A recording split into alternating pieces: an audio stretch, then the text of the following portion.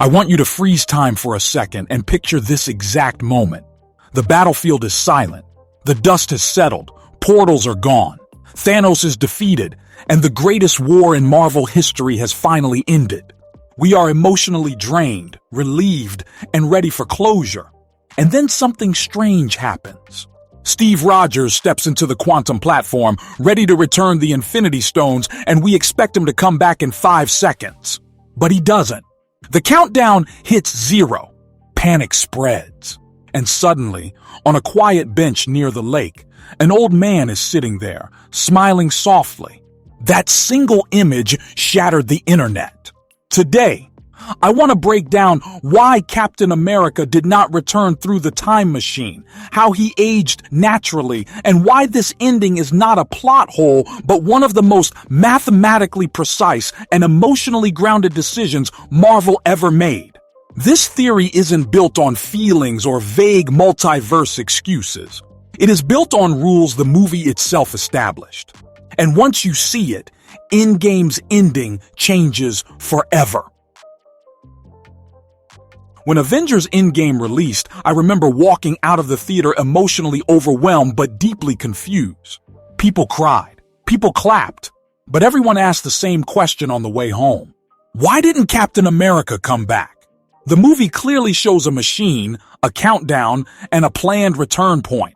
Hulk, Sam, and Bucky are all standing there waiting for Steve to reappear. Instead, he's already old, already waiting, already finished with his journey. The internet exploded with theories about alternate timelines, secret missions, and hidden returns. But most of those theories ignore one crucial thing. Endgame is extremely strict about how time travel works. This isn't Back to the Future logic. This is quantum navigation with limited fuel. The movie tells us repeatedly that time travel is not free, not infinite, and not forgiving. Every jump costs something. Every mistake matters. So if we truly want to understand Old Man Steve, we have to stop guessing emotionally and start paying attention to the rules the film quietly but clearly lays out. At the heart of this entire mystery is Steve Rogers' final mission. After Tony's sacrifice and Thanos' defeat, the Avengers realize the damage they've done to the timeline. Infinity Stones were removed from their original moments, and according to the Ancient One, that creates branching realities doomed to collapse. So someone has to return every stone, to the exact moment it was taken, sealing those fractures. That responsibility falls on Steve. Not because he's the strongest, but because he's the most disciplined. He understands duty, timing, and sacrifice better than anyone. Steve steps onto the platform wearing a quantum suit, holding a case filled with stones and carrying more weight than he's ever carried before. What's important here is that this mission was never described as a round trip. It was described as a series of jumps with precise coordination. Steve knew exactly where he was going, exactly when he had to arrive, and exactly what resources he had. And that resource, more than anything else, is what decides his fate. This is where Pym particles enter the conversation, and this is where most theories fall apart. Endgame establishes a very clear rule. One vial of Pym particles allows 2 time jumps. One jump to go somewhere, one jump to come back. That's it. No refills. No magic exceptions. Earlier in the movie, Scott Lang warns the Avengers that they don't have many particles, and they need to be extremely careful. Every jump must be calculated. This isn't just science jargon, it's narrative setup. The writers are telling us that time travel has a hard limit. So when Steve leaves to return the stones, he isn't carrying infinite chances. He's carrying a fixed number of jumps. If he miscalculates even once, he's stranded. And once we start counting those jumps properly, Steve's disappearance stops being mysterious and starts becoming inevitable. To understand how many jumps Steve actually had, we need to go back to the 1970s mission. This is the moment where Tony and Steve travel to Camp Lehigh after the New York plan fails. In that base, they steal 4 vials of Pym particles. On the surface, that seems simple. 4 vials, 8 jumps, plenty of room. But that's not what happens. Tony uses one jump to return from 1970 to the present. Steve also uses one jump to return from 1970 to the present. That means 2 vials are now half used. They cannot provide 2 full round trips anymore. They only contain 1 jump each. The remaining 2 vials are untouched, giving 4 jumps. So when Steve begins his stone return mission, his inventory looks like this. 2 fresh vials equals 4 jumps, plus 2 half-used vials equals 2 jumps. That gives Steve a total of 6 time jumps. Not 7. Not 8. 6. This number is everything. Now let's start walking through those jumps slowly, because this is where the story quietly locks itself into place. Steve's first jump takes him to 2012 New York. This is where the Battle of New York happened, and where 2 stones were taken. He returns the time stone to the ancient one, ensuring that Doctor Strange's future remains intact. He also places the Mind Stone back exactly where it was taken, undoing Hydra's brief advantage. That's 1 jump used. His second jump takes him back to the 1970s, returning the Tesseract to Camp Lehigh. This closes the loop Tony created and ensures S.H.I.E.L.D.'s timeline remains stable. 2 jumps gone. Everything is still according to plan. Steve is focused, efficient, and methodical. He's not sightseeing. He's correcting damage.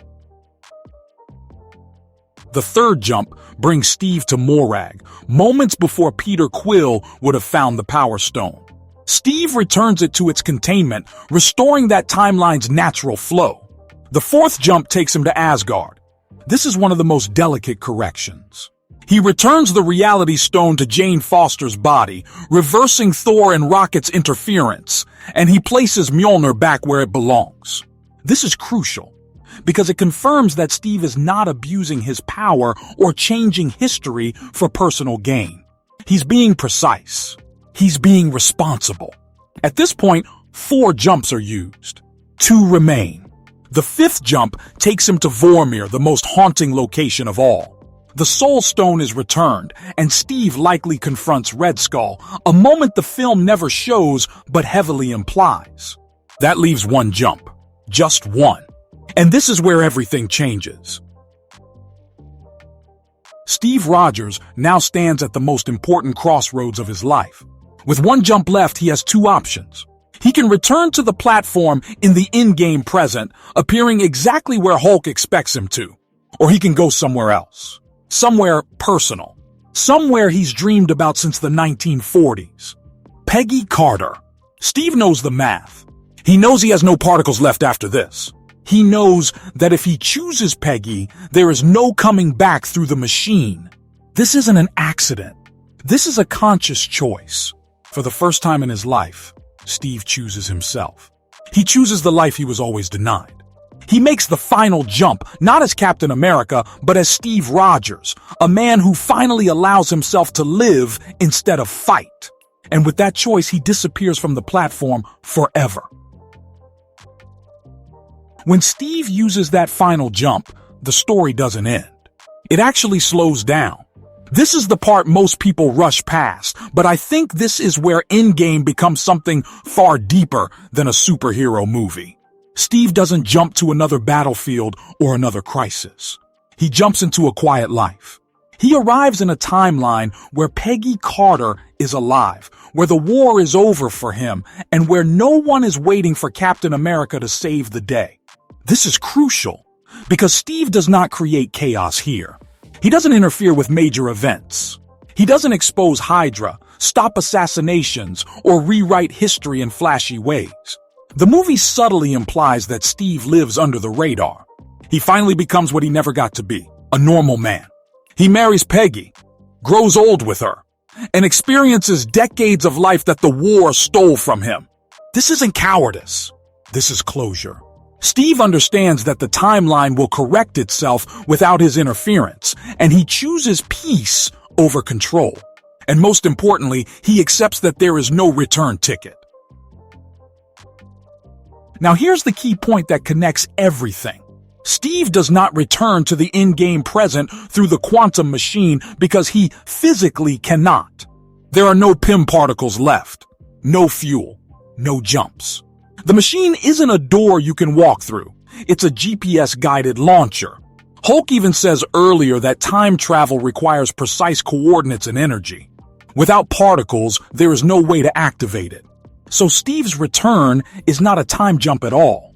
It's something far more simple and far more human. He waits. He lives. He ages. Decades pass naturally. And when the time is right, when the moment aligns, he walks to that lakeside bench and sits down. That bench isn't random. It's near the platform. It's close enough that he can observe without interfering. He knows exactly when his younger self will leave and exactly when Hulk will panic. This isn't coincidence. It's patience. This is why there is no arrival flash, no quantum ripple, no dramatic re-entry. Steve doesn't break time. He completes it. From the Avengers' perspective, Steve vanished for 5 seconds and reappeared as an old man. But from Steve's perspective, he lived an entire lifetime between those seconds. That's why he looks peaceful. That's why he's smiling. That's why he's not surprised to see Sam or Bucky. He's already said his goodbyes to Peggy. He's already lived his ending. This also explains why Bucky isn't shocked. Bucky knows Steve better than anyone. He understands immediately what Steve chose. That quiet nod between them isn't confusion, it's understanding. Bucky realizes that Steve finally did what neither of them ever thought possible. He stopped running. A lot of people argue that this creates a paradox, that Steve living in the past should have created a branching timeline. But Endgame already answers this. The Ancient One explains that removing stones creates branches not existing in the timeline. Steve returning the stone seals those branches. His presence alone doesn't break anything, because he doesn't alter key events. Time travel in Endgame isn't about presence, it's about interference. Steve becomes a background constant, not a disruptive force. And even if we assume he lived in an alternate timeline, the logic still holds. He wouldn't be able to jump back without particles. Either way, the result is the same. Old Steve appears not because of time travel, but because of time passing. Now let's talk about something the movie never says out loud, but heavily implies Steve planned this from the beginning. He knew how many jumps he had. He knew the order of stone returns. And he knew exactly which jump he was saving. That final decision wasn't impulsive. It was calculated. Steve Rogers has always been a man who thinks 10 steps ahead. He doesn't act without understanding the consequences. When he stepped onto that platform, he wasn't just returning stones. He was closing his own arc. This is why he doesn't tell Sam or Bucky beforehand. If he did, they would have tried to stop him. And Steve knows that. This mission had to be carried alone. Just like jumping on the grenade. Just like crashing the plane. Just like every sacrifice he's ever made. The shield handoff to Sam makes even more sense in this context. Steve doesn't give the shield to Bucky because Bucky is still healing. He gives it to Sam because Sam represents the future, not the past. Steve isn't passing on a weapon, he's passing on responsibility. He knows the world will need a Captain America who understands modern complexities, not one frozen in World War II ideals. This moment isn't about retirement. It's about trust. Steve trusts Sam to protect the world, just as he trusts himself to finally rest. That's why he doesn't take the shield with him into the past. That shield belongs to the future. Now, when we look at the broader MCU, this ending starts to echo louder. Recent hints about future Avengers stories suggest that Steve's legacy isn't over. Trailers and rumors point toward a deeper exploration of timelines, families, and consequences. The idea that Steve may have had children, that his life with Peggy mattered beyond romance, opens new doors. It reframes Endgame not as an ending, but as a foundation. Steve didn't disappear from the universe. He anchored it. His choice stabilized timelines instead of fracturing them. And that's why his story doesn't feel tragic. It feels complete. What I love most about this theory is that it doesn't rely on hidden scenes or deleted dialogue. It relies on math, rules, and character consistency. Endgame tells us exactly how many jumps are possible. It shows us Steve's stops. It establishes limits. And when you respect those limits, the ending stops being confusing. Steve didn't break the rules. He followed them perfectly, right up until the moment he chose a different kind of victory. Not over an enemy, but over a lifetime of loss. So when people ask me why Captain America didn't come back on the time machine, my answer is simple. He didn't need to. He had already arrived. He wasn't late. He was right on time. He just took the long way there. And that long way wasn't a plot hole. It was a life well lived. If this breakdown changed the way you see Avengers Endgame, make sure to like the video, share it with someone who still thinks the ending made no sense, and subscribe for more deep Marvel theories like this one.